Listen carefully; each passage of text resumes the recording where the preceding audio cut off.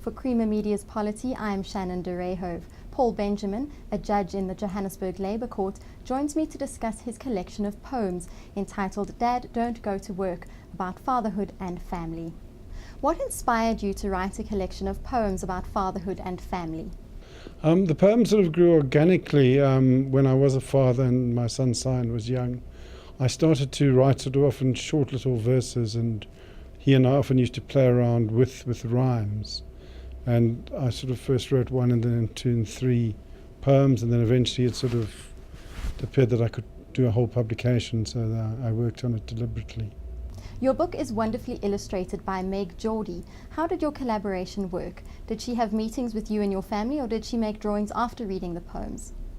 Meg's an old friend of mine. I did contact her about 3 or 4 years ago to see if she wanted to illustrate them, and she was keen. She initially worked from photos of the family, and then later did come over to the house, and then once drafts were available, the whole family, particularly Sion, made lots of comments, and Meg had to spend a lot of time correcting the likenesses, but in the end I think it worked out very nicely. What comments have your children made about your book of poems? And what about your wife, friends and colleagues? Sion, my son, who was, in some ways they're about him as a much younger person than he is now, but he does enjoy it. Although sometimes, as sort of he's now 13, kids at that age don't always like to be reminded of their very much younger selves. My older children, who both feature briefly in it, my stepchildren, do like it. My wife also thinks that in the long run we got a good resemblance of the family. And certainly, it hasn't sold that much, but people who've read it have all enjoyed it. People tell me how they read it to their kids, and that people really like it, and it's been well received. Your poems have been described as humorous. How do you manage to keep a good sense of humour? Well, I suppose in some ways, you either have a sense of humour or you don't.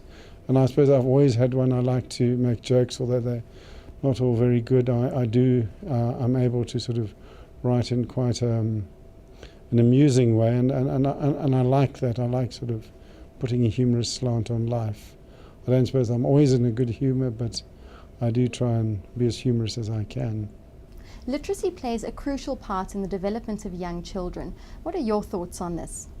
Yes, I think that's absolutely right. I think in all ages, I think it's important that kids read as early as possible, and that they find material that's stimulating and that appeals to them. Certainly I found with this book, for instance, and we've tried to promote it, in fact, as a literacy project, people are able to relate to it because it's about very much everyday activities that most people experience. But I think it's important, and I think now, particularly now where there are so many distractions, where people can, quite an early age, get tied into TV and video games, it's good that people read as much as possible. Even though you are mainly known as a labour lawyer and judge, can we expect any more poetry from you in the future? I do sort of dabble in light verse. In fact, when I was a student many years ago, I wrote a few political poems, and I do often write sort of political limericks at the moment. Whether I will publish them, I don't know, but at the moment I'm sort of fairly fully occupied with legal things. What makes you specifically interested in poetry? I think actually I have an ability to make things rhyme, so that's something that comes quite easily for me. I've always, besides Dr. Seuss, I've always liked people like like Cole Porter, who like rhyme, and I think there's a lot of quite easy humour in rhyme, and it is something that makes writing very accessible for kids. Rhymes allow people to remember things. And I suppose just one point is in many ways this is a book about a labour law theme. The theme of Dad, Don't Go to Work is the whole notion of the conflict between work and family, which in many countries is one of the central issues now of labour law. How do you allow, particularly working women, but working people in general, to have a balanced life in which they have enough time for their family? So it is in many ways a theme central to labour law. Thank you for your time.